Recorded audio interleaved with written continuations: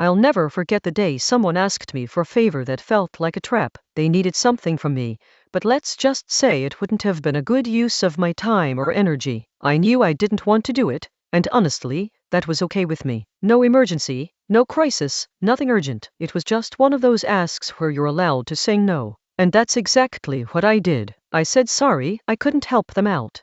It was as simple as that, but apparently, that wasn't good enough for them. They paused, looked confused, and asked why I couldn't do it. I told them I just didn't feel like getting involved, and that it wouldn't be a good fit for me right now. That's when things took a turn. They started pushing back, saying things like I don't see what the problem is and it wouldn't even be a big deal for you. It was like they were trying to guilt trip me into doing something I didn't want to do. It stopped feeling like a request. It felt more like an interrogation, like my no needed a backstory and footnotes just to be valid. I felt like I was being torn apart for not explaining myself enough. Later, I heard through someone else that they were upset with me. They said I was cold and unhelpful, but what really got to me was that they weren't mad at all because I said no. No, they were mad that I didn't explain myself enough. Like access to my reasons was something they were owed by default. I keep replaying it in my head, wondering if I should have just made up an excuse to keep the peace. But every time I think about it, it feels wrong too. Saying no should be enough, right?